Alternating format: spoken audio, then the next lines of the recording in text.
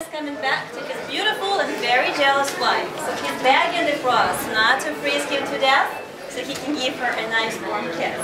And if you know the words, если знаете слова, пойте с нами.